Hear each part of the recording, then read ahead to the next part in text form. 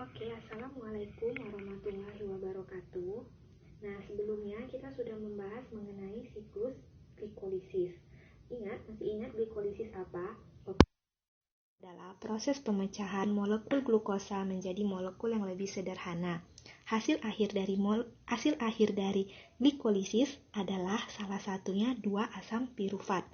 Nah, di mana 2 asam pirufat ini akan masuk ke tahap selanjutnya yang dinamakan dekarboksilasi oksidatif. Disinilah kita akan bahas mengenai tahap dekarboksilasi oksidatif. Nah, pertama sekali, asam pirufat ini, dia merupakan molekul yang bermuatan, sehingga di dalam sel eukariotik, apa aja? Ayo, eukariotik yang termasuk eukariotik. Ya, salah satunya kita manusia. Sehingga di dalam sel eukariotik, asam pirufat tadi harus memasuki mitokondria. Dia masuk ke dalam mitokondria, khususnya mitokondria bagian luar, yaitu pada matriksnya. Dia masuk ke matriks mitokondria melalui transport aktif, dibantu oleh transport protein. Masih ingat kan pelajaran kelas 2? Ada difusi, osmosis, transport aktif, transport pasif gitu. Jadi salah satu transport aktif itu adalah transport protein.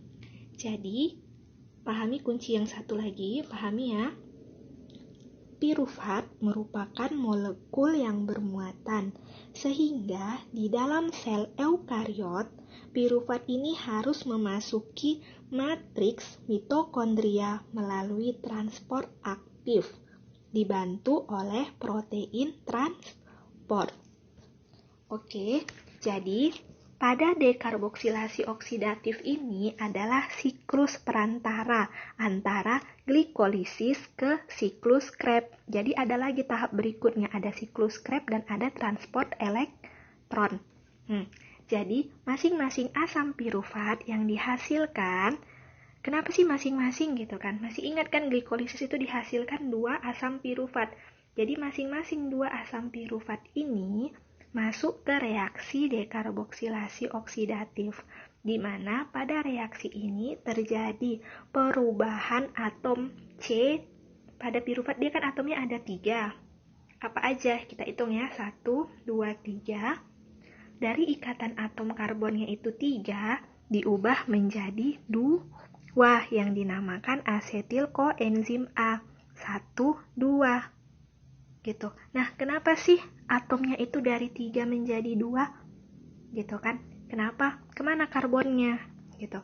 Jadi, karbonnya itu waktu direaksi, dia keluar. Kayak ginilah dia keluar dalam bentuk CO2.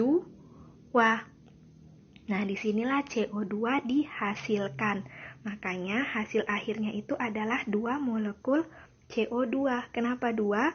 Ingat kan masing-masing reaksi itu ada 2 asam pirufat. Jadi 2 CO2. Dihasilkanlah 2 CO2.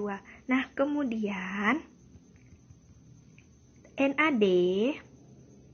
Nah, NAD mendatangi asam pirufat ini, masuk ke dalam siklus tersebut.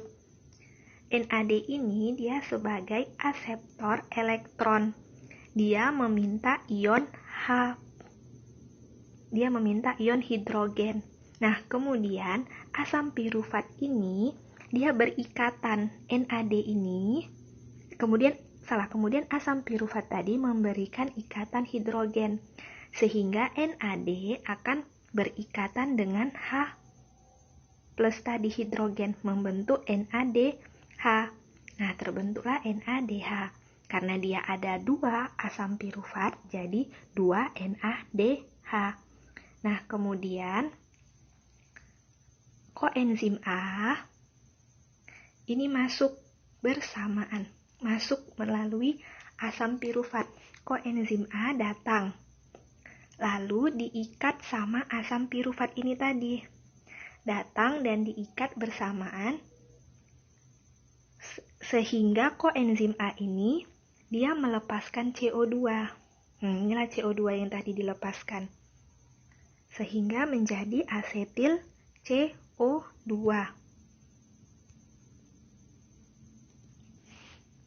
Gitu, sampai sini paham?